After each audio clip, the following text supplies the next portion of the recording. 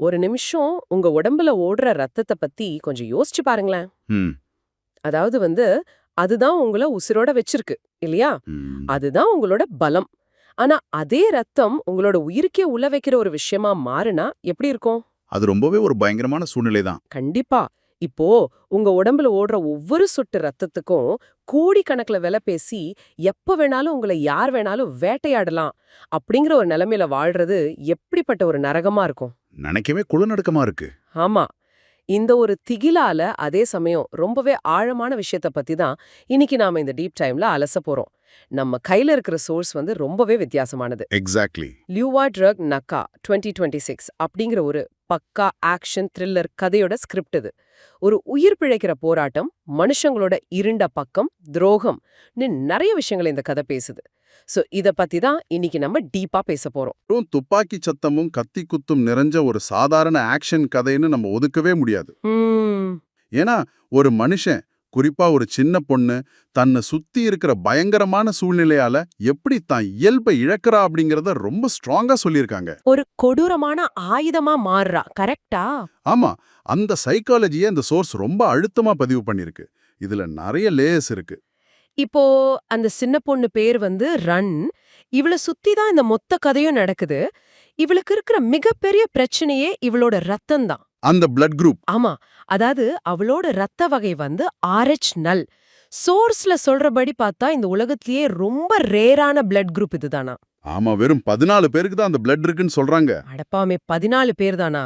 அதனாலேயே இந்த ரத்தத்தை தங்க ரத்தம் அப்படின்னு சொல்றாங்க. Golden blood. கரெக்ட். இந்த ரத்தத்துக்காகவும் அவளோட உறுப்புகளுக்காகவும் ஒரு மாஃபியா கும்பல் அவளை சின்ன வயசுலயே கடத்திட்டு போகுது. ம் ஆனா அவ தற்செயலா வீடு 89 அப்படிங்கிற ஒரு பழம்பொருள் விக்கிற கடைக்கு கொண்டு வரப்படுறா. எனக்கு இங்க ஒரு சந்தேகம் பாஸ். சொல்லுங்க. இந்த RH நல் அப்படிங்கிறது ஏன் இவ்ளோ ஸ்பெஷல்? ஏதோ சூப்பர் ஹீரோ சக்தி மாதிரி சோர்ஸ்ல பில்டப் கொடுக்கறாங்களே, அது நிஜமா? அது பில்டப் இல்ல, அதுதான் நிஜம்.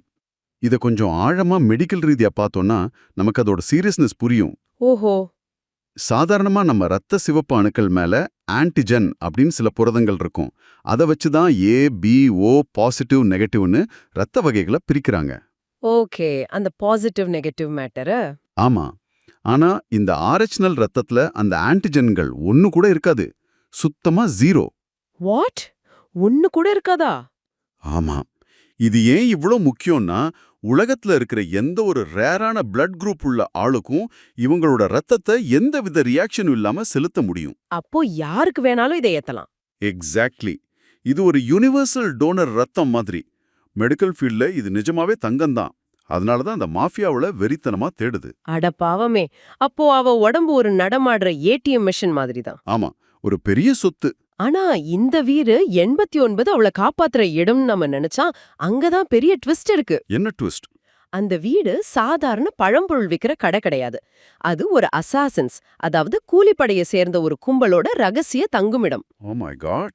அங்க இருக்கிற அப்பா, அதாவது லீடர் லுங், பிரான், அப்புறம் இவங்க எல்லாரும் சேர்ந்து தான் ரன்ன வளர்க்குறாங்க. பாக்குறதுக்கு ஒரு அனாதை பொண்ணுக்கு அன்பா அடைக்கவன் கொடுத்த மாதிரி ஒரு செட்டப் இருக்கு. ஆனா உள்ளுக்குள்ள நடக்கிறது வேற இல்லையா? ஆமா. அந்த லீடருக்கு ரன்னோட ரத்தத்தோட மதிப்பு நல்லாவே தெரிஞ்சிருக்கு. அவள ஒரு பொண்ணா அவர் வளர்க்கல, பின்ன ஒரு பிளட் பேங்கா தான் வளர்க்கறாரு. எப்படியும் எதிர்காலத்துல அவர் ரத்தத்தை வித்து கோடிக்கணக்குல சம்பாதிக்கலான்னு ஒரு பிளான். ரொம்ப கொடூரமான கால்குலேஷன் அது. இல்லனா தங்களோட கும்பலுக்கு அடிபடும்போது இவர் ரத்தத்தை அப்படியே யூஸ் பண்ணிக்கலாம்னு நினைக்கிறாரு. ஒரு மெடிக்கல் கிட் மாதிரி. இங்கதான் எனக்கு ஒரு பெரிய லாஜிக் இடிக்குது. நீங்க ஒரு விலை மதிப்பற்ற வைரத்தை வச்சிருந்தா அத லாக்கர்ல பத்திரமா வைப்பீங்க. ஆமா. ஆனா ரன்ன ஒரு இருட்டு ரூமுக்குள்ள வச்சு பூட்டி வெளியுலகமே தெரியாம வளர்க்கறாங்க. சாதாரணமா அவ உடம்புல இருந்து ரத்தத்தை எடுத்து ஒரு ஃப்ரீசர்லயோ இல்ல பிளட் பேங்க்லயோ சேமிக்கலாமே. ம், ஏன் ஒரு பொண்ணை இப்படி உயிரோட 4 செவத்துக்குள்ள அடைச்சு வைக்கணும்? இது ரொம்ப ரிஸ்க் இல்லையா? இது ரொம்ப பிரில்லியண்டான ஒரு கேள்வி. இதுக்கு பின்னாடி ஒரு ஸ்ட்ராங்கான மெடிக்கல் ஃபேக்ட் ஒன்னு இருக்கு. என்ன அது? நீங்க ரத்தத்தை உடம்புக்கு வெளியே எடுத்து என்னதான் ஹைடெக் ஃப்ரீசர்ல வச்சாலும் அதோட ஆயுட்காலம் அதிகபட்சம் 42 நாட்கள் தான். நிஜமாவா? 42 நாள் தானா? ஆமா, அதுக்குள்ள அந்த ரத்த சிவப்பணுக்கள் அழிய ஆரம்பிச்சிடும். ரத்தத்தை சேமிக்க இயற்கையாவே டிசைன் பண்ணப்பட்ட உலகத்தின் மிகச்சிறந்த கண்டெய்னர் எது தெரியுமா? நம்ம உடம்பு தானா? கரெக்ட். அது மனுஷனோட உடம்பு தான். அதனாலதான் அந்த லீடர் அவளை வீட்டை விட்டு வெளியே அனுப்பாம வச்சிருக்காரு. ஓ, அதனாலதான் உசுரோட உள்ளே அடைச்சு வச்சிருக்காரா?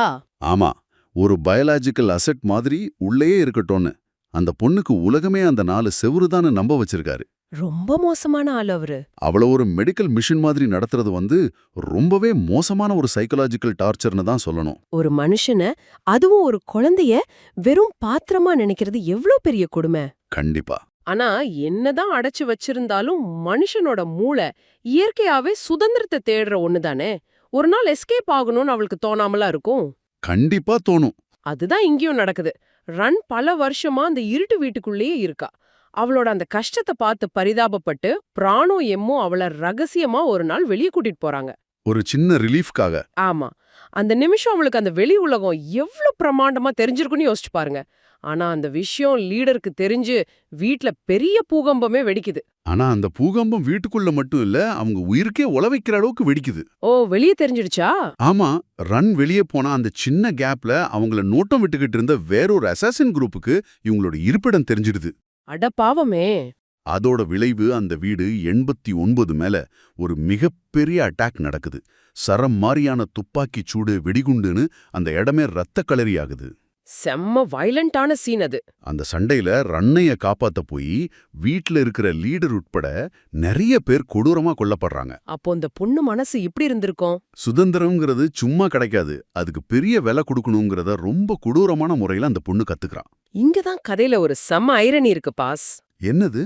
உலகமே இவளோட ரத்தத்துக்காக அலையுது. இவ ரத்தம் எல்லாருக்கும் உயிர் கொடுக்கும்னு பார்த்தோம்ல.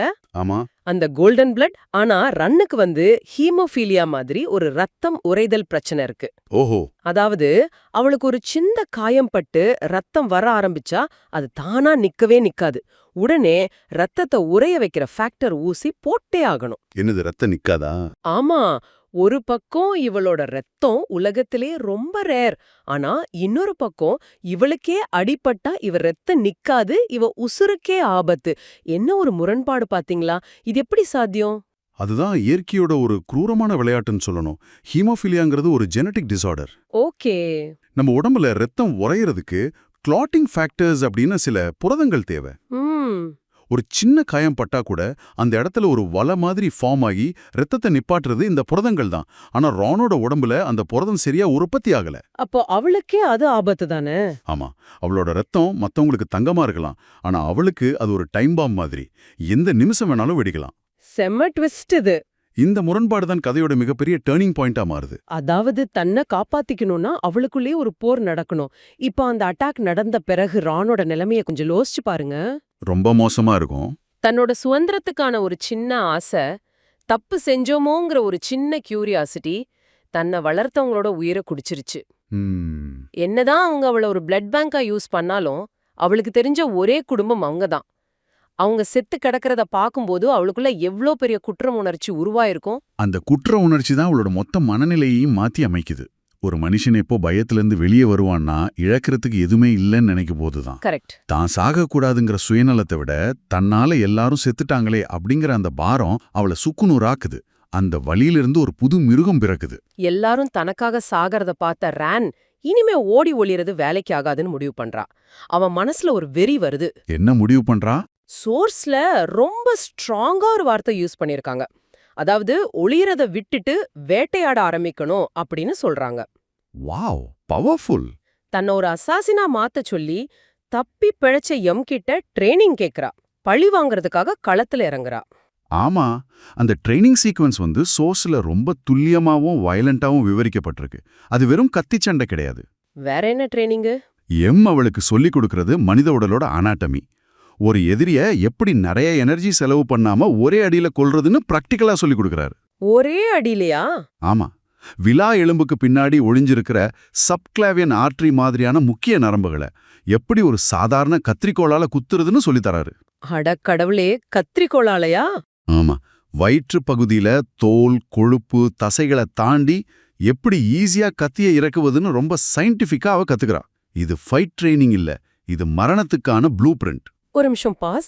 இங்க நான் ஒரு லாஜிக் கேள்வி கேட்கணும். எனக்கு இதுல சுத்தமா உடன்பாடு இல்ல. என்ன டவுட்?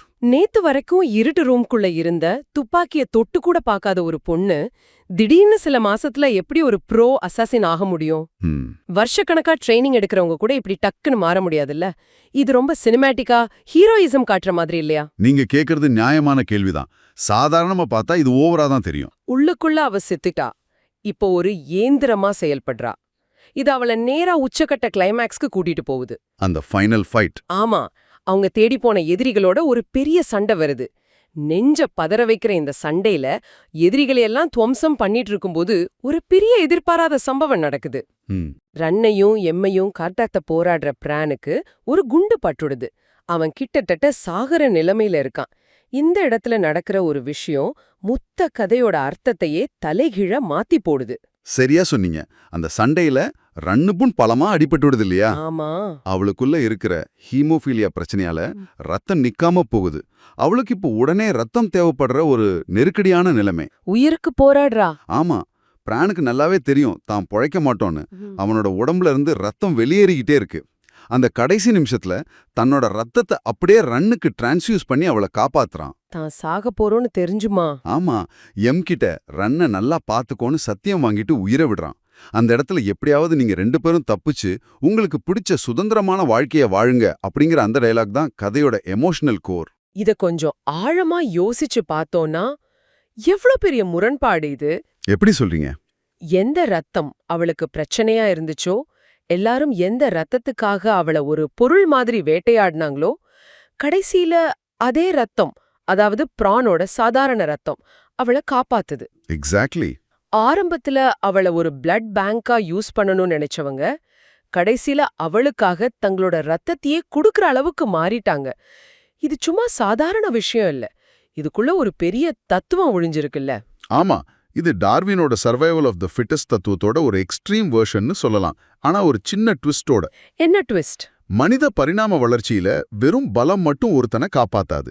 மனிதர்கள் எப்படி தங்கள சூழ்நிலைக்கு ஏத்த மாதிரி மாத்திக்கிறாங்க, குறிப்பா அன்பும் பாசமும் எப்படி ஒரு கொடூரமான சூழ்நிலையில கூட மலருது அப்படிங்கிறது இது காட்டுது.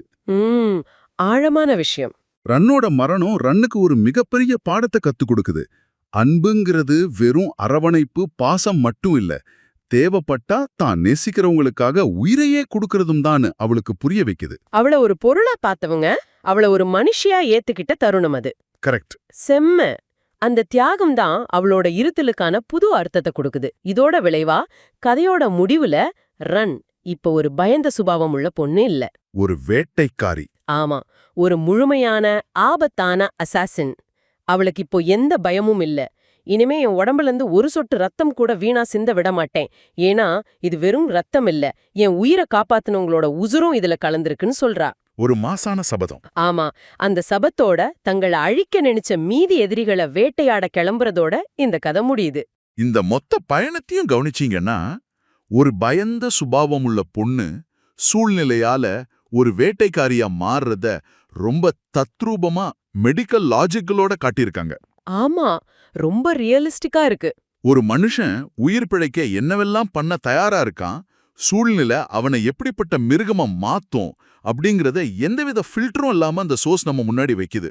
அந்த மெட்டமாசிஸ் நிஜமாவே சிலிர்க்க வைக்குது வாஸ். இந்த டீப் டைவ்ல இருந்து சர்வைவல், தியாகம், மனித மனதோட இருண்ட பக்கம்னு நிறைய விஷயங்களை நீங்க கத்துக்கிட்டு இருப்பீங்கன்னு நம்புறேன். கண்டிப்பா.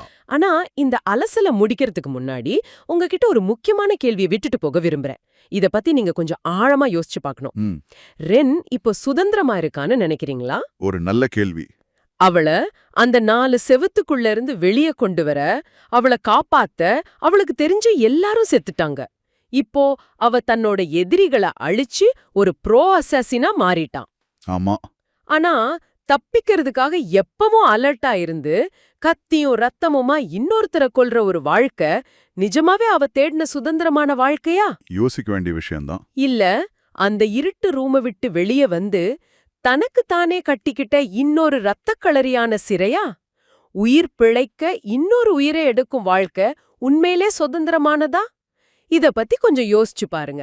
நாம அடுத்த டீப் டைவ்ல சந்திக்கலாம்.